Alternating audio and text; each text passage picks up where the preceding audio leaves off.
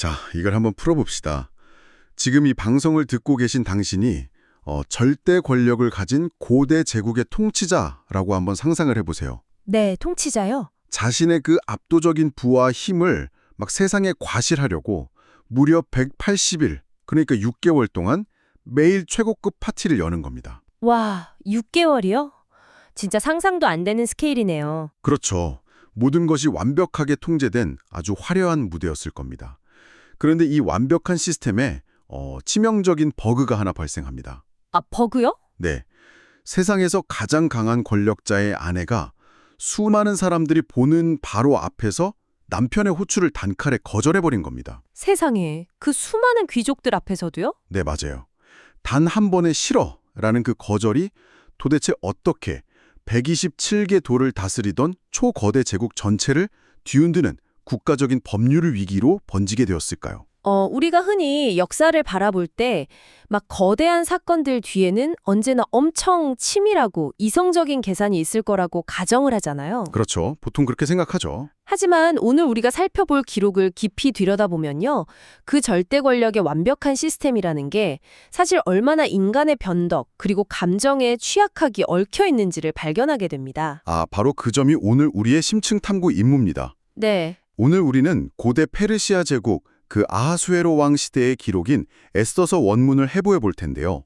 인도에서 에티오피아에 이르는 무려 127개 지방을 다스렸던 이 거대한 다민족 국가가 도대체 어떤 메커니즘으로 통치되었는지 파헤쳐 볼 겁니다. 정말 흥미로운 주제입니다. 그 화려한 궁궐 내부의 숨막히는 공간적 특성, 그리고 일상을 지배했던 엄격한 위계 질서, 또 왕궁 안에서 내려진 그 변덕스러운 결정 하나가 담장 밖의 풍범한 백성들, 즉 당신과 같은 사람들의 일상에 어떤 파괴적인 파급력을 미쳤는지 뜯어보겠습니다. 네, 아주 자세히 들여다볼 필요가 있죠. 시작하기 전에 분명히 해둘 것이 하나 있습니다. 우리는 이 텍스트에서 어떤 정치적 혹은 종교적 입장도 절대 취하지 않을 겁니다. 맞습니다. 아주 중요한 포인트예요. 네, 오직 그 기록된 텍스트, 그 자체가 보여주는 사실과 행정 시스템, 그리고 당시 사회의 문화를 아주 생생하게 재구성해보는 것에만 집중할 겁니다. 아주 기대되는 접근인데요. 사실 127개 도라는 규모는 당시 사람들의 세계관에서는 그냥 온 세상이나 다름없는 스케일이거든요. 온 세상이요? 네. 언어도 다르고 문화도 다르고 관습도 전부 다른 이 거대한 다민족을 하나로 묶어두기 위해서는 그 단순한 군사력 이상의 굉장히 정교한 통치 장치들이 필요했을 겁니다. 그래서 첫 번째로 눈에 띄는 장치가 바로 시각적 압도인 것 같습니다. 아, 시각적 압도요? 네, 제국의 권력이 사람들의 눈앞에 어떻게 시각적으로 펼쳐졌는지 그 연회 장면의 묘사가 정말 압도적이더라고요. 텍스트에 아주 구체적으로 나오죠. 출처를 보면 왕이 180일 동안 제국의 부와 위엄을 과시한 뒤에 수산궁에 있는 큰 자부터 작은 자까지, 즉 모든 일반 백성을 위해서 7일간의 후속 연회를 또 엽니다. 네, 180일에다가 7일을 더한 거죠. 이건 마치 현대의 초거대 글로벌 기업이 6개월 동안 전 세계 지사장을 불러 모아서 매일 초호화 파티를 열고 마지막 일주일은 그 본사 주변의 일반 시민들까지 전부 초대해서 축제를 여는 것과 비슷해 보여요. 오, 아주 적절한 비유네요. 그런데 스케일이 그냥 프라다니인 거죠. 도대체 왜 이렇게까지 길고 거대한 파티를 열어야 했을까요? 그게 단순히 왕이 놀기 좋아해서라고 보기에는 그 안에 담긴 정치적 메시지가 너무나 뚜렷합니다. 어떤 메시지인가요? 그 연회장의 건축이랑 장식을 묘사한 텍스트를 주의 깊게 보면요. 순백색 그리고 청색 포장이 자색 가는 배줄과 은고리로 대리석 기둥에 매달려 있다고 나와요. 은골이랑 대리석 기둥이요? 네. 그리고 바닥은 녹색, 백색 등의 화반석 모자이크고요. 심지어 사람들이 눕는 침상은 전부 금과 은으로 만들어졌습니다. 와, 금과 은으로 만든 침상이라니. 평민들 입장에서는 거기 눕는 것 자체가 엄청난 공포였을 것 같은데요? 아, 바로 그 감정을 노린 겁니다. 그 공포감을요? 네, 고대 페르시아 왕실의 이 극도로 섬세하고 사치스러운 미적 감각은요, 단순한 취함이 아니라 권력의 물리적 시각화였습니다. 권력을 눈으로 보여주는 거군요. 그렇죠. 평생 흙바닥을 밟고 살던 일반 백성들이 이 압도적인 공간에 들어왔을 때 느꼈을 그 심리적 위축감을 한번 상상해 보세요. 오, 숨도 크게 못 쉬었을 것 같아요. 맞아요. 화려한 연회 음식, 의복, 공간의 미약한 초대를 받은 사람들의 뇌리에 깊이 박혀서 감히 이 거대한 제국에 반항할 생각조차 못하게 만드는 아주 고도의 심리적 통제 수단으로 작동하는 거죠. 아, 그래서 마시는 잔도 모양이 각기 다른 금 그릇들이었다고 강조를 하는 거군요. 네, 맞습니다. 똑같이 찍어낸 대량 생산품이 아니라 하나하나가 다 예술품인 금잔으로 술을 마시게 한 거잖아요. 그런데 기록을 보다 보니까 정말 의아한 구절이 하나 있었어요. 어떤 구절이죠? 그 마시는 것도 법도에 따라 사람의 뜻대로 하게 하고 억지로 마시게 하지 않았다고 하더라고요. 아, 그 부분 참 흥미롭죠. 폭군이라면 보통 막 억지로 술을 먹이고 복종을 강요하는 이미지가 떠오르는데 왜 굳이 강제하지 않는 법을 만들었을까요? 그게 바로 진정한 절대 권력의 여유를 과시하는 방식이거든요. 여유요. 네. 만약 억지로 마시게 한다면 그건 내가 널 통제하겠다는 의도가 너무 뻔히 보이잖아요. 아, 좀 쪼잔해 보일 수도 있겠네요. 그렇죠. 하지만 내 창고에는 이 비싼 금잔과 최고급 와인이 무한정 있으니까 너희가 원하는 만큼 마음껏 마셔라 라고 아예 법으로 정해두는 겁니다. 와, 나는 너희를 억압할 필요조차 없을 만큼 엄청 관대하고 내 자원은 결코 고갈되지 않는다. 이런 메시지를 은연중에 주입하는 고도의 정치적 행위인 거죠. 진짜 억지로 변하지 않는 게 오히려 더 무서운 권력의 과시였군요. 네, 아주 세련된 방식이죠. 그런데 이렇게 완벽하게 통제된 공간에서 전혀 예상치 못한 변수가 터집니다. 아까 말씀하신 그 버그군요. 와인에 취한 왕이 칠망의 내시를 시켜서 왕후 와스티에게 왕후의 관을 쓰고 나와서 그 아름다움을 과시하라고 명령을 하죠. 네. 그런데 와스티가 이를 단칼에 거부합니다. 참고로 그 기록을 보면 와스티도 별도로 여성들을 위해서 연애를 베풀고 있었다고 하더라고요. 맞아요. 별도의 공간이었죠. 궁궐 안에서도 이렇게 남성과 여성의 공간이 철저히 분리되어 있었다는 뜻인가요? 네, 공간의 철저한 분리는 페르시아 왕실의 아주 중요한 특징 중 하나입니다. 왕후 역시 자신만의 공간에서 수많은 여성 귀족들을 통제하면서 막대한 권력을 행사하고 있었거든요. 아, 왕후도 나름의 권력자였군요. 그렇죠. 그러니까 왕의 부름을 거절했다는 건 단순히 남편 말을 안 들은 게 아니라 수많은 귀족들이 보는 그 앞에서 최고 권력자의 공간적 통제권을 무너뜨린 중대한 정치적 사건으로 해석해야 합니다. 제가 이 텍스트를 읽으면서 가장 이해가 안 갔던, 그러니까 좀 아하 모먼트가 필요한 부분이 바로 여기입니다. 어떤 부분인가요? 아니, 아내에게 거절당해서 남편 체면이 깎인 건 알겠어요. 그런데 지혜자 무무관이라는 사람이 나서서 이건 왕에게만 잘못한 게 아니라 모든 방백과 백성에게 잘못한 거다. 이 소문이 퍼지면 모든 여성들이 남편을 멸시할 것이다. 이러면서 국가적 위기로 몰아갑니다. 네, 엄청나게 확장을 시키죠. 결국 왕은 각 남편이 자기 집을 주관하고 자기 민족의 언어로 말하게 하라는 칙령을 127개도에 보냅니다. 127개도 전역에요. 솔직히 말해서 부부싸움 수습하려고 127개도의 법령을 내린다는 게 좀 코미디 같지 않나요? 도대체 왜 이렇게 극단적으로 반응을 한 걸까요? 이게 현대인의 시각에서는 좀 코미디처럼 보일 수도 있는데요. 당시 지배층이 무엇을 가장 두려워했는지를 역으로 아주 잘 보여주는 장면입니다. 뭘 그렇게 두려워했는데요? 앞서 페르시아 제국이 무려 127개도에 걸친 거대한 다민족 국타라고 하셨잖아요. 네, 인도부터 에티오피아까지요. 언어랑 종교, 문화가 전부 다른 이 이질적인 민족들을 하나로 묶어주는 가장 기초적인 사회적 위계 질서가 바로 가부장제였습니다. 아, 가장 작은 단위의 통치 구조가 흔들리면 제국 전체가 흔들린다고 본 거군요. 그런 셈이죠. 왕후가 최고 권력자에게 불복종한 사건이 용인되면 그 아래 단계의 귀족 그리고 그 아래의 평민 가정에서도 위계 질서가 막 도미노처럼 무너질 거라는 극도의 공포감이 지배층 사이에 퍼진 겁니다. 아, 도미노처럼요? 네. 그래서 국가의 거대한 법적 체계를 동원해서라도 가정 내의 권력을 강제로 다잡으려 했던, 어떻게 보면 이 다민족 제국 통치의 엄청난 불안정성을 아주 적나라하게 보여주는 대목이죠. 그렇군요.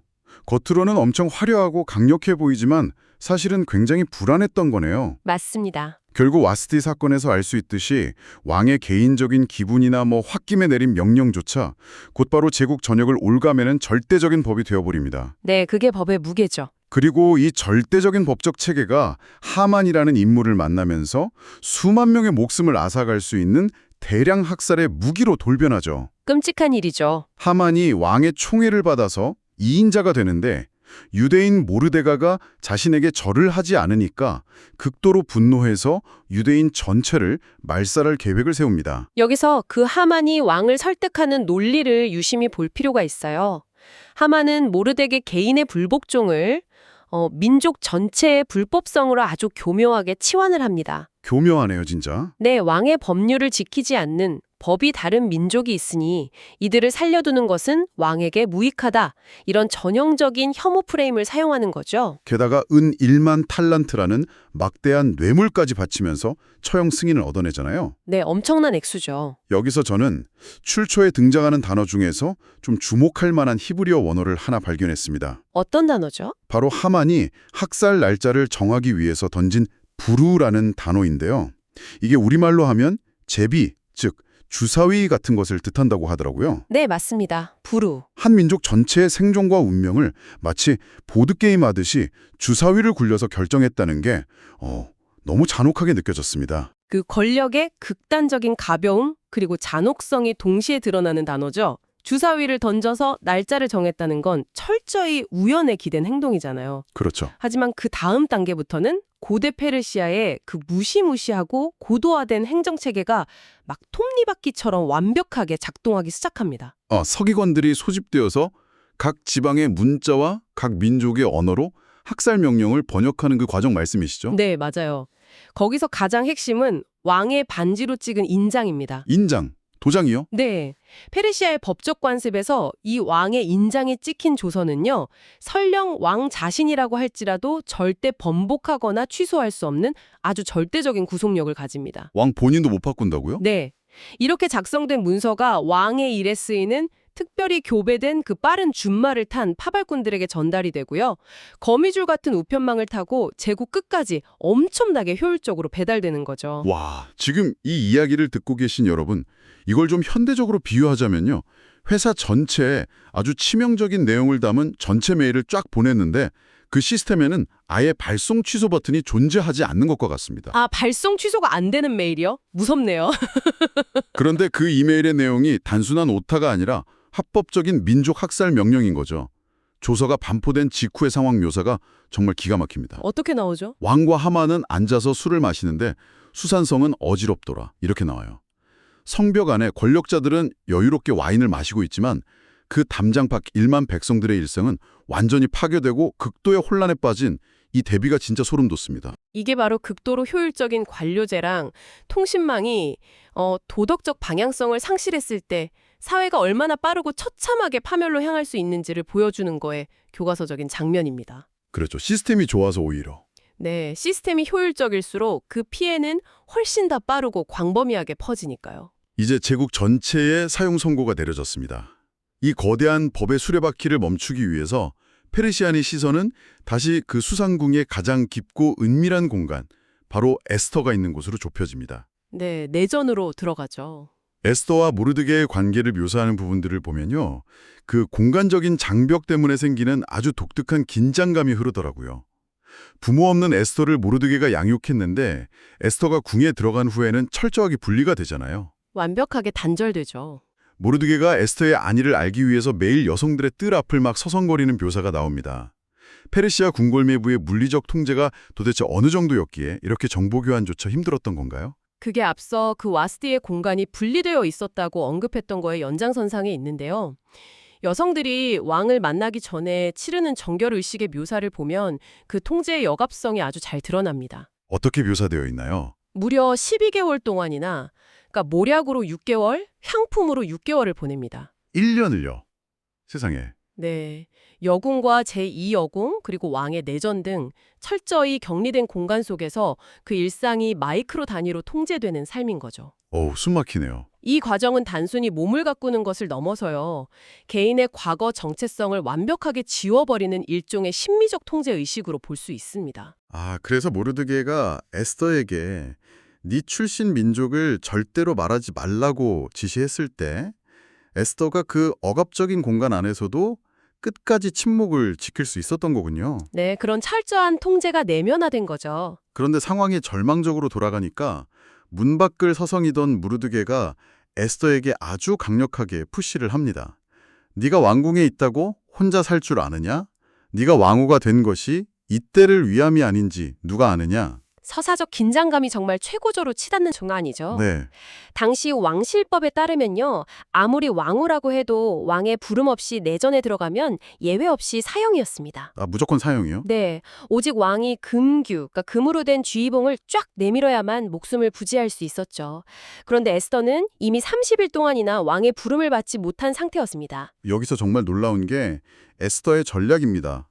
죽으면 죽으리이다. 이렇게 결단을 하고 3일간 금식한 뒤에 왕 앞에 딱 나아가는데 기적적으로 왕이 금규를 탁 내밀면서 나라의 절반이라도 주겠다고 하잖아요. 네, 극적인 순간이죠. 저는 이 대목을 읽으면서 아, 이제 살려달라고 바로 말하겠구나 생각했습니다.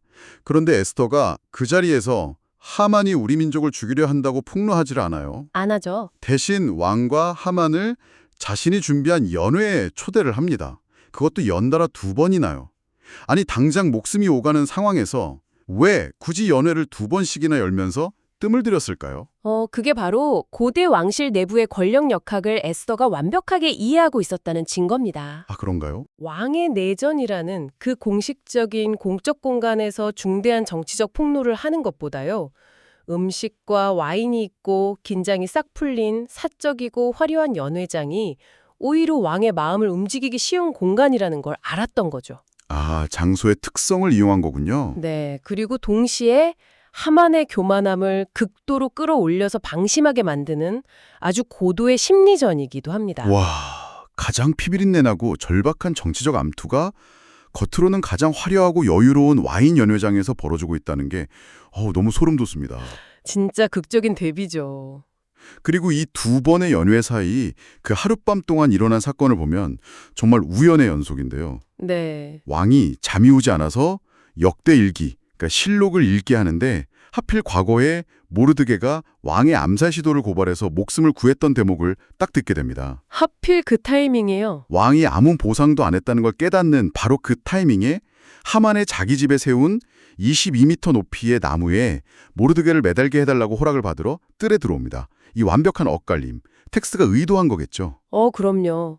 권력의 방향이 극적으로 확 뒤집히는 순간을 공간적 동선이랑 함께 묘사한 아주 탁월한 서사입니다. 네. 왕이 하만에게 내가 존귀하게 하려는 사람에게 어떻게 해야 하냐 이렇게 물으니까 하만은 당연히 자기인 줄 착각하고 가장 영광스러운 방식을 제안하잖아요. 왕의 옷을 입히고 왕의 말에 태워라 뭐 이렇게요? 그렇죠. 결국 자기가 죽이려던 모르드게에게 본인이 직접 왕의 옷을 입히고 말을 끌게 되는 코미디 같은 상황이 벌어집니다. 저는 이 하만의 최종 몰락 장면에서 이 공간의 특성이 어떻게 비극을 완성하는지 보고 정말 감탄했습니다. 어떤 공간이요?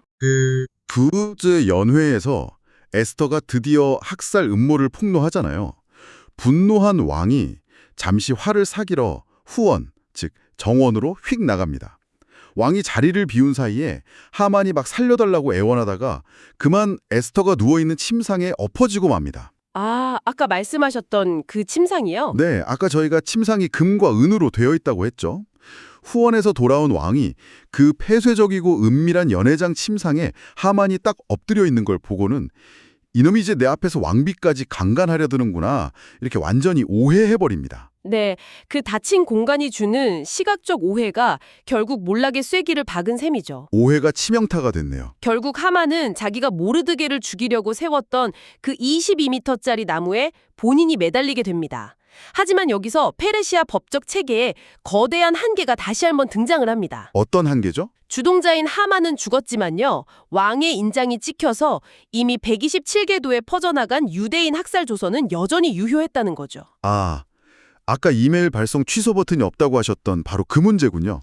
맞습니다. 왕 자신도 그건 취소할 수가 없으니까 도대체 이 행정적 딜레마를 어떻게 해결합니까? 법을 취소할 수 없다면 이전 법과 충돌하는 새로운 법을 만들어서 그냥 덮어버리는 수밖에 없습니다. 새로운 법으로요? 네, 그래서 서기관들을 다시 막 불러 모아서 2번째 조서를 작성합니다.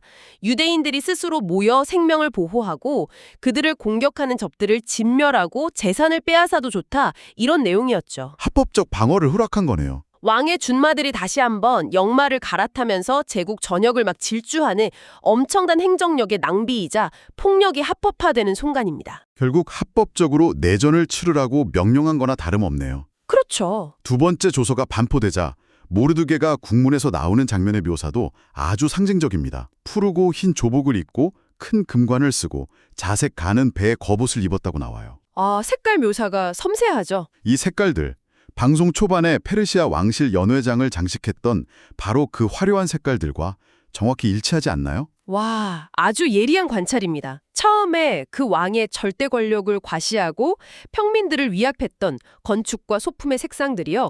이제는 모르드게의 권력과 승리를 상징하는 개인의 의복으로 그대로 옮겨온 것입니다. 아, 권력이 이동했다는 걸 보여주는 거군요. 네, 물질적 기호가 권력의 이동을 시각적으로 딱 증명하는 거죠.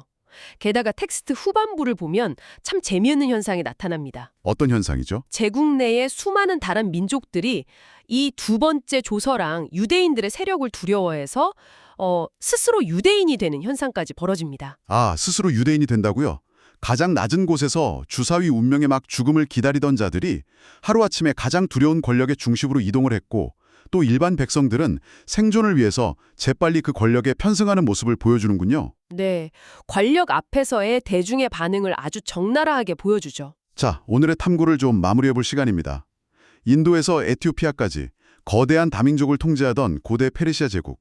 그들은 금과 은으로 장식된 압도적인 연회장과 무시무시한 효율을 자랑하는 우편망, 그리고 왕조차 번복할 수 없는 철저한 법망을 가졌습니다. 네, 겉보기엔 정말 완벽해 보이는 시스템이었지만요.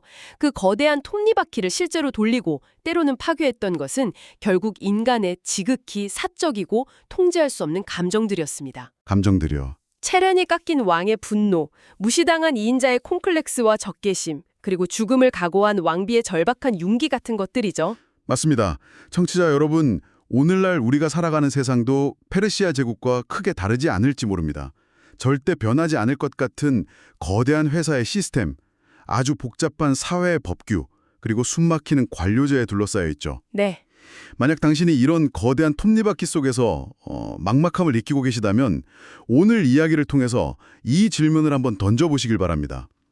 도저히 거스를 수 없어 보이는 이 거대한 시스템 속에서 치명적인 오작동을 일으키거나 혹은 당신에게 금규를 내밀어줄 수 있는 그 권력의 빈틈은 어디에 숨어 있을까요? 좋은 질문이네요.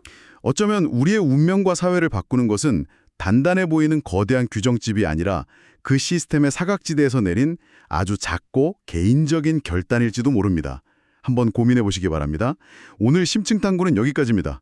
다음에도 당신의 일상을 뒤흔들 아주 흥미로운 시각으로 다시 찾아오겠습니다.